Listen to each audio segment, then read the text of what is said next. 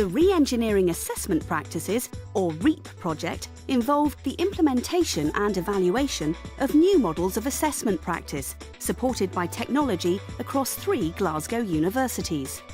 This 2-year project was led by David Nicol from the University of Strathclyde. The REAP project's specific aim was to use assessment and feedback as a key driver for transformational change. The more students you had, the more cost there would be in terms of staff time in providing feedback. So you really needed to think about a way of changing the way that we looked at assessment and feedback and bring technology in. So both the technology and the changed thinking could have great potential for producing both learning gains and teaching efficiencies. Students, they're always looking to the assessment, they're always looking to the exam to guide what they should be doing. So if you can bring about changes, innovations in your assessment, you can bring about changes in their attitude to learning and their engagement with learning.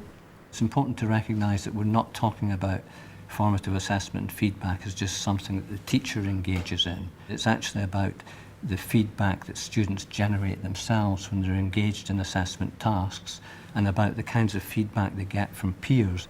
I think the REAP project was redefining how we conceptualise assessment and feedback. 2 notable successes of the REAP project at Strathclyde occurred in the psychology and pharmacy departments. David Nicol takes us through the experience in psychology. But first, Anne Boyter, a senior lecturer in pharmacy, describes her experience in developing a new online tool called Script, which is used to enhance feedback. The REAP principles are actually inform all of our teaching and all of our assessment, and it was mainly the feedback one to give the students instant feedback, but doing that with a year of 120 to 150 students, it's difficult to do it one-to-one, so Script is now integrated fully into our VLE. Students will see the facsimile of a real prescription, and then they have to look at it for legal errors, overdoses, underdoses, interactions. They then click to get this marked, and they get a bit of feedback as well, instantaneous, without having an awful lot of staff input extra to what we did in the past. We can now see which errors the students are making most commonly and tailor our tutorial the following week.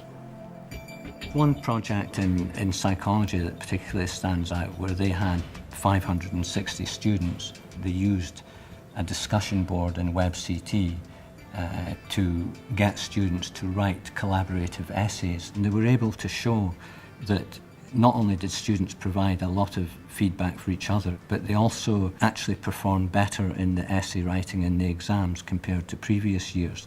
The act of giving feedback is cognitively more demanding. It engages students more actively in the process. They spend time thinking about the criteria and how the assignment is related to the criteria. If I can critically evaluate someone else's work, then it makes me be able to critically evaluate my own work a lot better and a lot more effectively. Because one of the big concerns of peer assessment is that they have to talk to each other and they're not confident or respectful necessarily of each other's assessment of themselves. Doing it online, doing it more anonymously, doing it as a more group exercise, aided by technology, has been a very supportive way to get students to be more confident in both their own ability to evaluate and aware of what their peers bring to the assessment process. We have a campaign now called the Feedback is Dialogue campaign, which provides a set of ideas for students about their own role in the assessment and feedback process and provides some web resources for them. And the Students' Union have helped us to promote that campaign. What we have managed to do now is get away from this idea about lecturers simply delivering feedback and students simply accepting it, to more actually a critical analysis, getting students to kind of understand where they think they went wrong and how they can get better. The REAP project demonstrated new ways of engaging students as active agents in learning. And as such, at the University of Strathclyde, a strategic review of curriculum delivery is now well underway. You have to have a multi-strategy approach. So we had a set of principles that indicated how you might implement this in practice. We provided a range of examples. Then, as we implemented, we evaluated all of these things and we provided evidence to show that this was actually having an effect. So the evidence spread across the institution to the extent that the Deputy Principal asked us to rethink the university's assessment and feedback policies. If you can focus on how do you assess students' learning, what are they gaining from that learning, that's what brings about the ability for staff to actually look at how they're structuring the learning experience. So we think it takes you right to the heart of what you need to develop in order to bring about beneficial change right at the class level.